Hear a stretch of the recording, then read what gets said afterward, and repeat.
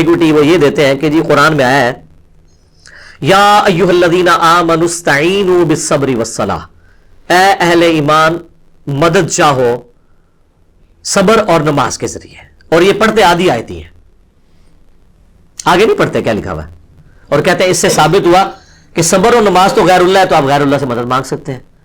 تو ہم کہتے ہیں میرے بھائی تو آپ نے خود بھی کبھی نہیں مانگی، کبھی آپ نے کہا المدد یا نماز میری مدد فرمائیے، میری حاجت گیری کیجئے، یا صبر میری مدد فرمائیے. وہ خود ہی سوچ میں پڑ جاتے ہیں باقی ہم نے تو یہ کبھی نہیں کہا. تو سر یہ آیت پوری پڑھیں، ان اللہ مع الصابرین، اللہ بے شک صبر کرنے والوں کے ساتھ ہے. یعنی صبر اور نماز وہ اعمال ہیں جو وسیلے کے طور پر اللہ تک پہنچنے کا ذریعہ ہے، مدد اللہ ہی سے مانگنی ہے. یہ تو ہماری دلیل ہے. صحیح بخاری میں نبی الاسلام نے جو ایک وظیفہ کیا کرتے تھے وہ رپورٹ کیا ابن عباس نے. وہ کہتے ہیں کہ ابراہیم علیہ السلام کو جب آگ میں ڈالنے لگے تھے نا، ابراہیم علیہ السلام بہت غیرت مند تھے توحید کے معاملے میں، تو انہوں نے اس وقت پکارا تھا حسبنا اللہ ونعم الوکیل، ہم نے اللہ ہی پر بھروسہ کیا، وہی بہتر کارساز ہے. اور ابن عباس کہتے ہیں تمہارے جد امجد ابراہیم بھی یہی کہا کرتے تھے، اور تمہارے نبی پہ بھی جب مشکل وقت آتا تھا وہ بھی یہی کہتے تھے حسبنا اللہ ونعم الوکیل. سر پورے قرآن میں انبیاء کی دعائیں ہیں کہ اس میں باب بزرگ کچھ بھی نہیں ہے، اور نہ کہیں تعلیم کیا گیا ہمیں کہ بابوں کو ڈال کے، انبیاء کی تعلیمات تو ہمیں سمجھانے کے لیے تھی، ایسا بھی نہیں. جامعہ ترمذی میں ایک حدیث ہے، اس کی صحیح سند المستدرک للحاکم میں ہے اور سنن نسائی الکبریٰ میں، کہ نبی صلی اللہ علیہ وآلہ وسلم ہر مصیبت اور پریشانی میں کہا کرتے تھے یا حی یا قیوم برحمتک استغیث، اے خود سے زندہ ہر چیز کو تھامنے والے میں تیری رحمت کے ساتھ تیری مدد کا سوال کرتا ہوں. اگر نون سے پڑھیں گے تو پھر جمع کا صیغہ ہو جائے گا، ہم سوال کرتے ہیں. نستغیث بھی درست ہے، استغیث بھی درست ہے. الحمدللہ. اچھا اب دوسرا اشکال سنیں جی. وہ کہتے ہیں جی عیسیٰ علیہ السلام کے بارے میں قرآن میں آیا ہے، انہوں نے کہا تھا من انصاری الی اللہ، تو قال الحواریون نحن انصار اللہ. حضرت عیسیٰ نے خود مدد مانگی ہے جی غیر اللہ سے، اپنے ساتھیوں سے کہ کون اللہ کے لیے میری مدد کرے گا، اور ساتھیوں نے بھی کہا کہ ہم اللہ کے لیے آپ کی مدد کرنے کو تیار ہیں. تو اس کا مطلب یہ ہے کہ حضرت عیسیٰ کے صحابہ جو ہیں وہ حضرت عیسیٰ کے مشکل کشا ہوئے نا پھر تو، یعنی حضرت عیسیٰ بھی مشکل کشا، ان کے ساتھی ان کے مشکل کشا تھے. واہ واہ سبحان اللہ. اس کا یہ مطلب ہی نہیں ہے. وہ کہہ رہے کون اللہ کے لیے مدد کرے میری دین کے کاموں میں. اس میں یہاں کا لکھا ہوا ہے کہ ان کے ساتھی فوت ہو گئے تھے اور وہ قبر پہ جا کے کہتے تھے قبروں سے نکلو اور روحانی طور پر جسد امثالی کے ساتھ آ کر میری مدد کرو. یہ بھی ایک نئی ٹرم ہے. تو اسی کہنا نا قاسم نوتوی صاحب 6 سال بعد کس طرح نکلے اور وہ دیوبند کی صلح کرانے کے لیے بیداری میں، وہ کہتے ہیں جسد امثالی کے ساتھ ایک نیا ان کو جسم ملا تھا تو اسے قبر نکلا ہے. اچھا بریلویوں کے بابے نکل آئے تو وہ شرک، دیوبندیوں کے نکل آئے تو توحید. اپنی عقل کا علاج کروائیں. تو یہ تو بالکل ظاہری اسباب ہے، یہ وہی چیز ہے جو قرآن میں حکم ہے وَتَعَاوَنُوا عَلَى الْبِرِّ وَالتَّقْوَى وَلَا تَعَاوَنُوا عَلَى الْإِثْمِ وَالْعُدْوَانِ. نیکی پرہیزگاری کے کاموں میں ایک دوسرے کی مدد کرو، برائی کے کاموں میں نہ کرو. اس میں تو غیر اللہ کو غائب میں پکارا ہی نہیں جا رہا، نہ مرے ہوئے کو پکارا جا رہا ہے، نہ کسی دور والے کو، جو سامنے موجود ہے وہ تو سر آپ کافر سے بھی مدد لیں. صحیح بخاری میں حدیث ہے نبی علیہ السلام کی وفات اس حال میں ہوئی کہ آپ کی زرہ گروی رکھی ہوئی تھی یہودی کے پاس اناج کے عوض، تو آپ کافر سے بھی مدد لیں ظاہری اسباب میں. لیکن یہ تو نہیں ہے کہ کوئی فوت ہو گیا ہے اور سامنے موجود نہیں، آپ اس کو مدد کے لیے پکار رہے ہیں. نہیں، وہ نہ آپ کسی جن کو پکار سکتے ہیں، نہ فرشتے کو، نہ کسی پیغمبر کو، نہ کسی بزرگ کو. اور یہ تو حضرت عیسیٰ کے ساتھی تھے نا. اس طرح یہ ہے تو قرآن میں نبی صلی اللہ علیہ وسلم کے لیے بھی ہے. سورۃ الاعراف میں آیت نمبر 157 ہے، جس میں اللہ تعالیٰ نے باقاعدہ حکم دیا ہے اہل ایمان کو کہ تمہارا ایمان اس وقت کامل ہوگا کہ جب تم نبی کی مدد کرو گے ان کے دین کے سلسلے میں. فَالَّذِينَ آمَنُوا بِهِ وَعَزَّرُوا، جو ان پر ایمان لے کر آئے پھر ان کی عزت کی، وَنَصَرُوا، اور ان کی مدد کی، وَاتَّبَعُوا النُّورَ الَّذِي أُنزِلَ مَعَهُ، اور پیروی کی اس قرآن نور کی جو ان کے ساتھ نازل ہوا، اولئک هم المفلحون، وہ ہے فلاح والے. ہم آج بھی نبی علیہ السلام کی مدد کر سکتے ہیں ان کے دین کی اشاعت کر کے. تو اس کا کیا مطلب ہے ہم رسول اللہ کے مشکل کشا ہو گئے؟ نہیں، ہم تو اپنی مشکل دور کرنے کے لیے اللہ کے دین کا جو ہے وہ کام کر رہے ہیں. تو یہ معنی کچھ اور تھا، اس کو بدل دیا.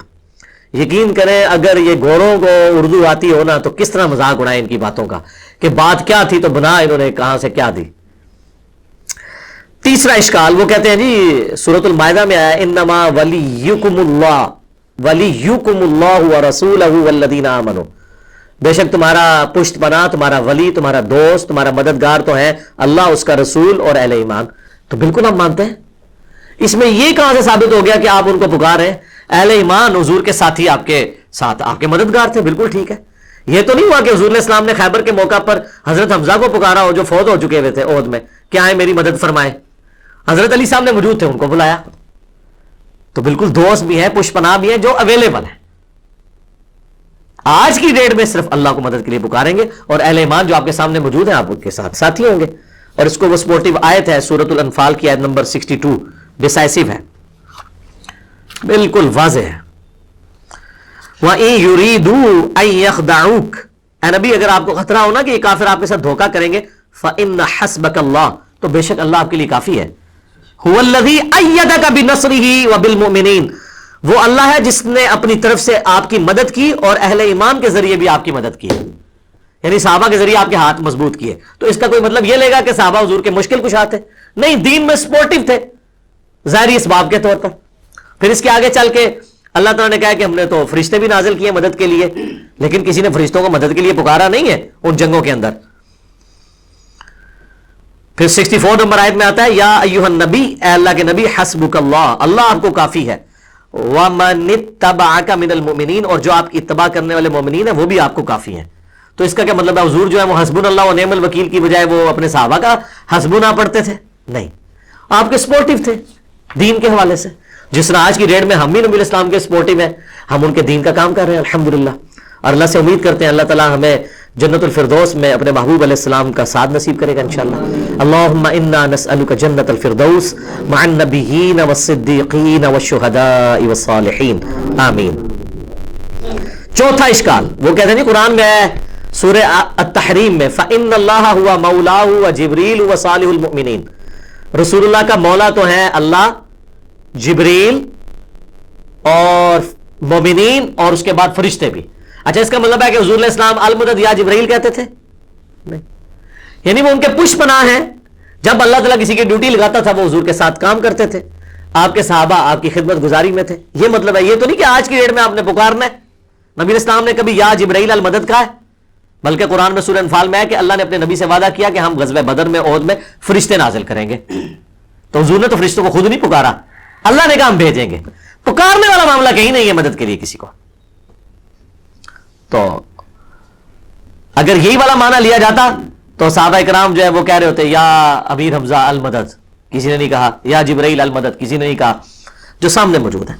پانچواں اشکال، وہ کہتے ہیں قرآن میں سورہ توبہ میں ہے وما نقموا الا ان اغناهم اللہ ورسولہ من فضلہ، کیا ان کو یہی بات بری لگی نا کہ جو اللہ نے اور رسول نے اپنے فضل سے انہیں غنی کر دیا. اور یہ آیت لوگوں نے اپنے گھروں کے باہر لکھ کے لگائی ہے کہ اللہ اور اس کا رسول دونوں ہی غنی کرتے ہیں. سر یہ آیت اتنی لمبی آیت ہے جس کا ایک چھوٹا سا ٹکڑا ہے سورہ توبہ کی آیت نمبر 74، جس میں نبی علیہ السلام پہ جو قاتلانہ حملہ ہوا تھا، جس پہ میری یوٹیوب پہ ایک ویڈیو بھی ہے رسول اللہ کا قاتل کون. تو یہ سٹارٹ کہاں سے ہو رہا ہے؟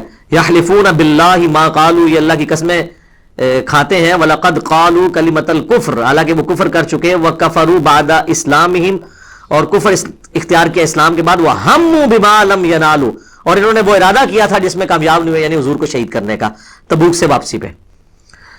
پھر ساتھ آیا وَمَا نَقَمُوا إِلَّا أَنْ أَغْنَاهُمُ اللَّهُ وَرَسُولُهُ مِنْ فَضْلِهِ، کیا ان کو یہی برا لگا کہ اللہ اور اس کے رسول نے اپنے فضل سے ان کو غنی کیا؟